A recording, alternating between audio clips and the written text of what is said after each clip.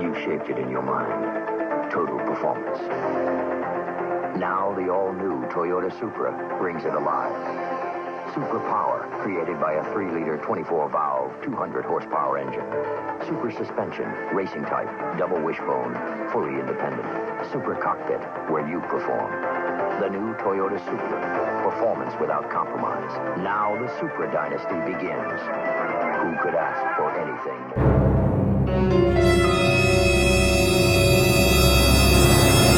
In this video, we'll get your ECU mounted above your factory glove box position using an L bracket and some simple hardware that you can purchase from local hardware stores.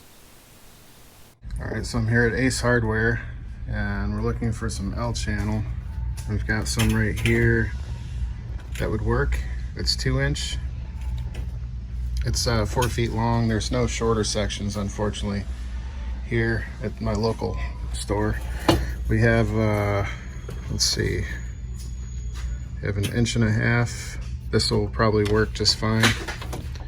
And it's $15.99. And they have 1.25 inches, which is probably going to be a little too small for the mounting.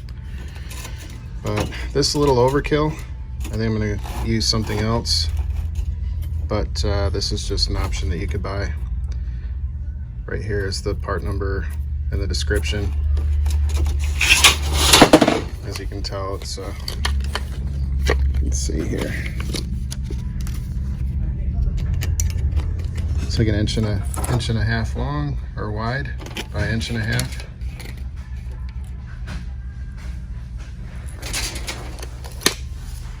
So any of these two options that we have here make you plenty of brackets. I also noticed they have aluminum options here, a little more expensive. It's about $20 for this one with a pretty large. This will be a little lighter, a little nicer. And here we have another option. It's only 1.25 inches though, but that might even get you by, and that's $11.99. Unfortunately, this 1.5 inches is for some reason $25. So for an extra 1/4 inch, it's I guess $5 more. So anyways, this would also work perfectly fine, this L channel. Again, I have some stuff that I think will work better, so I'll show you that next. All right, so I've got a piece of steel here, scrap. It's just like an L shape, really thick gauge steel. I've had an abundance of these throughout the years. They were going to get thrown away, so I just took them home with me.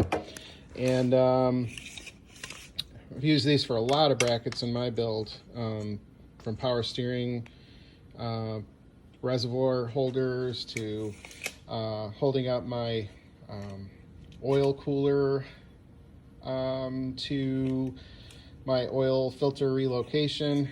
So this is coming real handy, and this is actually what I'd prefer to use over something store-bought. But basically we've got the factory 7M, can be GE or GTE ECU here, and essentially the way that it mounted in the car originally is, let's see if I can get it oriented properly, this way.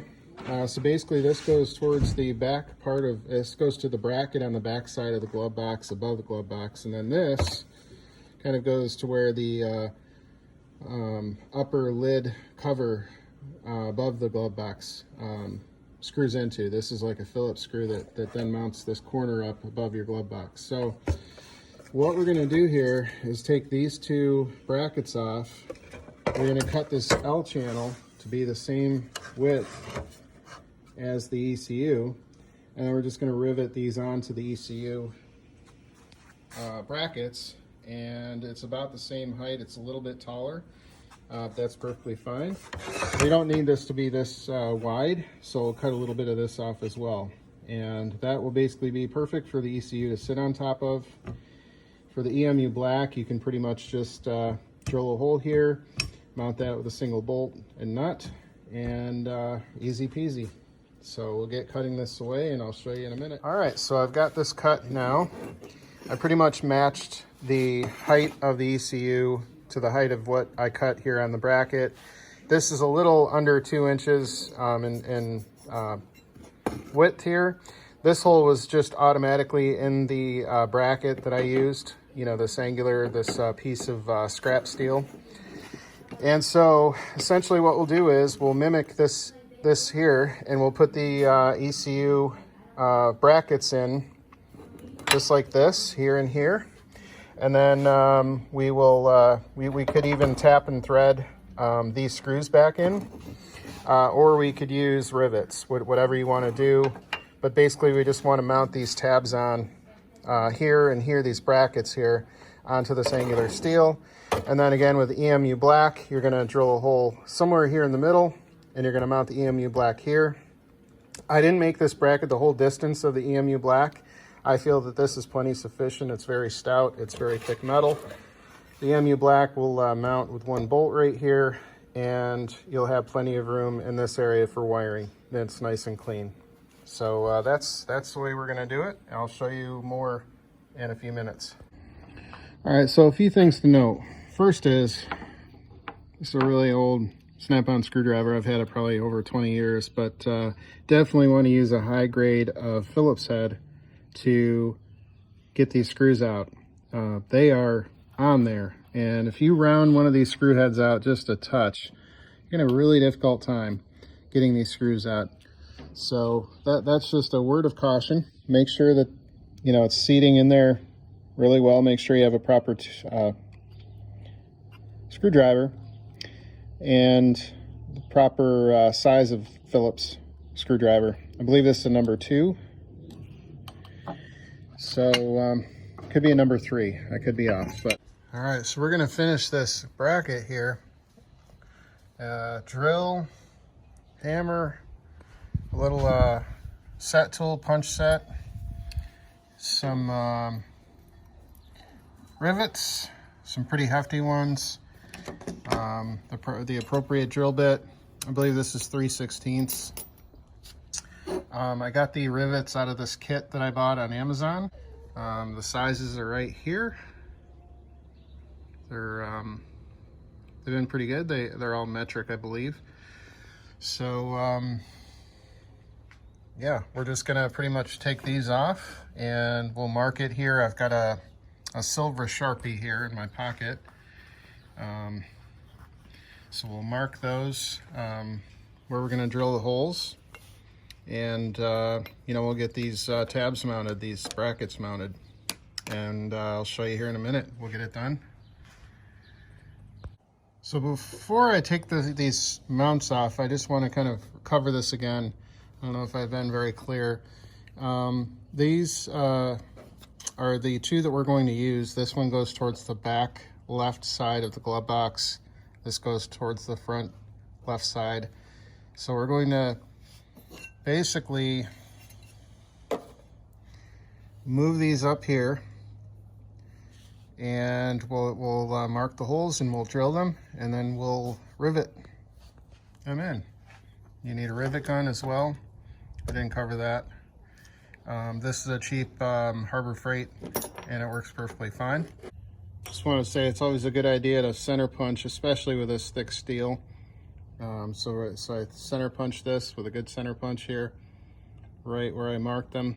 And it's always good to dab a little bit of oil in where you're drilling. Just kind of keep your drill bits in good shape for as long as you can.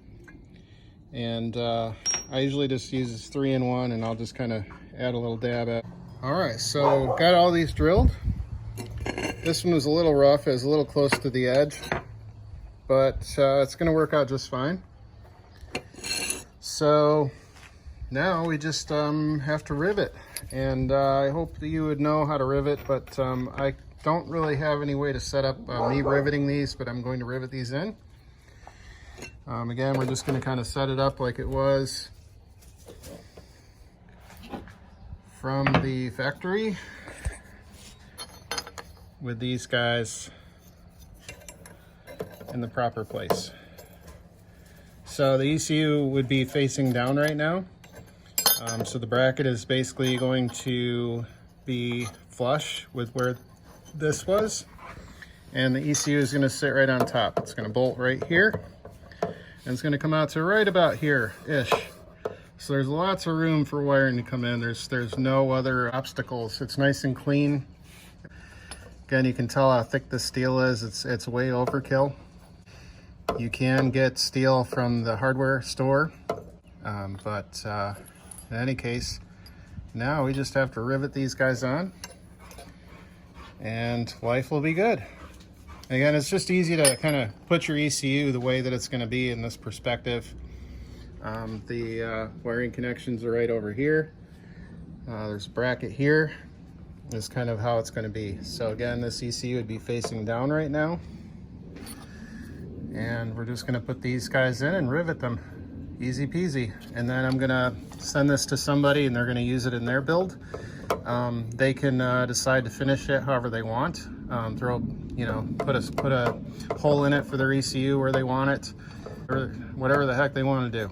So it'll be good after that. All right, I just figured I'd come back and show you. So these are a little bit larger than ideal for this situation, but I'm making them work. I'm just kind of cutting away at the collar or sleeve of the rivets. And as you can see, I've got this one partially set right now. So just wanted to add that little tidbit of information in this. I had to cut away. These are a little less than ideal, but they'll work and they'll get a really good secure connection and interface onto these little brackets. So anyways, you can tell it's nice and tight. Again, this hole was here in the bracket that I'm using. It was already existing, so you can ignore that. This would normally be, filled in. This is the rear screw that goes onto a bracket above the glove box. This is the screw that goes into the glove box cover. It's right behind the glove box cover, the cover that goes above the glove box, I should say. And again, we just kind of cut out these collars so that we could properly, fit them in here. On the back side, again, I know this is pretty marked up, and we can add some paint. Scuff these down and clean it up and paint it if you want to paint yours. You're never going to see this. These rivets here, the reason why I like using rivets in this case is because they don't really take a lot of real estate. So your ECU is going to have to push against here. You could even grind these down just a little bit if you wanted to. I kind of like having that much material hanging on these. I think if you take this down, you're going to weaken it a little bit. So in any case, you get an ECU slid in here. I don't know which one you want to use, but use like an ECU master, and it's going to pretty much have quite a bit of room to fit on this tab. If your ECU doesn't mount the same as the EMU Black, then with a single screw here, then just make this a little bit wider. But I wouldn't make it too terribly wide, because then you kind of take up real estate for wiring getting in. And it's not quite as clean looking. So the way that it's going to sit pretty much is like this. This is going to face down. ECU is going to sit on top. I faced my EMU Black facing up so that the heat sinks are facing up into the dash, so that theoretically your ECU can breathe a little bit. If any of the devices get warm, you're not going to heat soak your ECU. It's got plenty of ventilation up above. So that's it. I'll try to put this together and edit the video so you guys can see this and hopefully make your own. So let me know how you like it. Give me a thumbs up if you could. And please subscribe to my channel if you like these other to-dos. All right, one last quick video. So what we've effectively done is added an L bracket, the same width as the factory ECU. This side would be facing up. This side, so this would be facing down. My finger.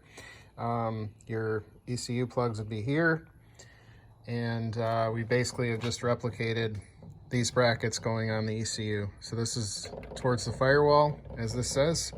This is towards the front corner of the glove box. Your plastic on your glove box cover that goes above your glove box will go right here, and there will be a screw here. And then we pretty much have just riveted here, and the reason why we've used rivets again here is because they're nice and shallow, and you can mount your ECU right pretty close against this, so it doesn't take up a lot of real estate, and they hold pretty well. They hold plenty securely enough. I know it's all scratched and marked up. This can be painted and scuffed down and cleaned with some degreaser. With an EMU Black, we're pretty much going to drill a hole somewhere in here and nut and bolt the ECU Black to this plate right here.